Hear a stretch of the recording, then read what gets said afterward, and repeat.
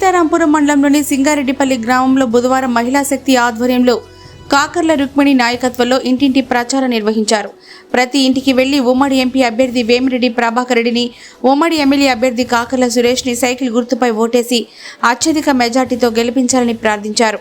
అదేవిధంగా ప్రతి ఇంటికి వెళ్లి బాబు షూరిటీ, భవిష్యత్తుకు గ్యారంటీ, సూపర్ 6 పథకాల కరపత్రాలను పంపిణీ చేశారు. అనంతరం మీడియాతో మాట్లాడారు. ప్రత్యర్థుల బెదిరింపులకు ఎవరు భయపడవద్దని, అందరికీ అండగా కాకర్ల కుటుంబం ఉంటుందని తెలిపారు. ఈ కార్యక్రమంలో మాజీ జెడ్పీటీసీ కలివెల జ్యోతి, సీతారాంపురం సర్పంచ్ భాగ్యకుమారి, ఇర్ల రక్షణ, నెలటూరి జాషువా, జేసీ ఇస్రాయల్ తదితరులు పాల్గొన్నారు. అందరికీ నమస్కారం. అంతర్జాతీయ కార్మిక దినోత్సవ శుభాకాంక్షలు. అన్ని పవన్ పార్టీ, బీజేపీ, టీడీపీ 3 కలిసి చేస్తుంది. అందరూ బాగా చేస్తున్నారు. సురేష్ గారు అమెరికా నుంచి వచ్చి పెట్టారు. కొందరు భయం ఏంటంటే ఆయన వచ్చినారు వెళ్ళిపోతారు అంటున్నారు, కానీ వెళ్ళడు. వాళ్ళ తమ్ముడు అక్కడ బిజినెస్ చూసుకుంటారు. ఆ అబ్బాయి ఇక్కడ అన్నీ, సురేష్ గారు అన్నీ ఇక్కడ చూసుకుంటారు. ఎవ్వరు భయపడవలేదు. ఇంకోటి ఏంటంటే సైకిల్కి ఓటేస్తే ఏదో బెదిరిస్తున్నారు. బెదిరించిన వాళ్ళు రేపు మనం వెళ్ళి పని అడిగితే ఇంకేం చేస్తారు, అది ఒక్కటి ఆలోచించండి అందరూ. ఆ అబ్బాయి సురేష్ గారు ఏ పదవి లేకుండానే 2 సంవత్సరాల నుంచి చాలా పనులు చేస్తున్నారు. మీకు అందరికీ తెలిసే ఉంటుంది. ఇంకా మనకి పదవి వచ్చిన తర్వాత ఇంకా ఎన్ని చేస్తారో నమ్మకం పెట్టండి, చేస్తాడు. మధ్యతరగతి కుటుంబం నుంచి వచ్చినోడు, బాధలు సాధలు తెలిసినోడు. మీకు అన్నీ మంచి జరుగుతుంది. తప్పక ఓటేసి గెలిపించండి. వేమిరెడ్డి గారు 2 ఓట్లు ఉంటాయి, 2 వేయండి. మనకి పైన చంద్రబాబు నాయుడు వస్తారు తప్పకుండా.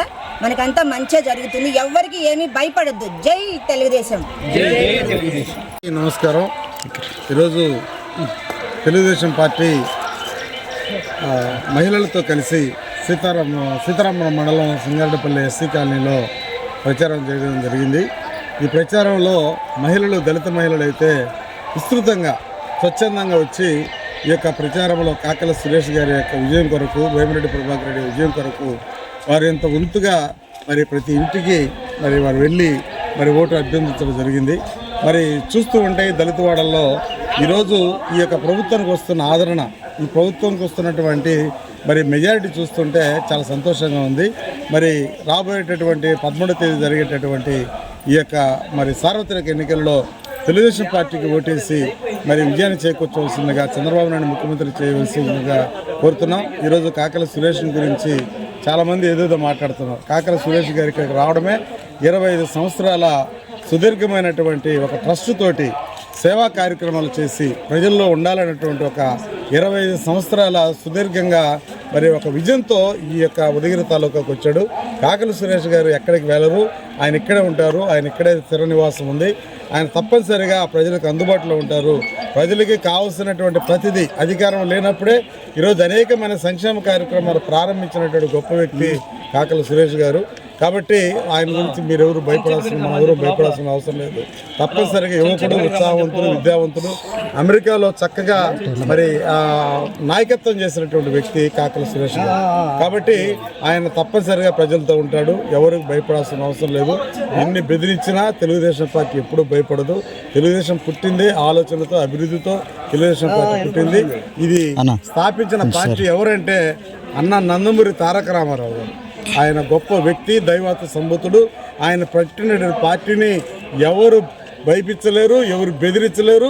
బెదిరించినా భయపడేటటువంటి కార్యకర్తలు తెలుగుదేశంలో లేరు.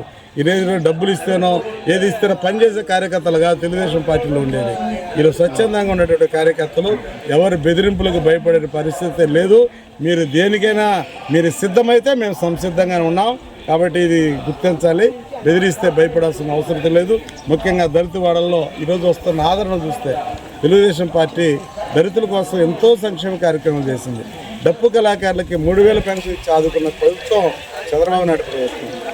45 సంవత్సరాలకే చర్మకారులకి పెన్షన్ ఇచ్చిన ప్రభుత్వం తెలుగుదేశం ప్రభుత్వం, చంద్రబాబు నాయుడు.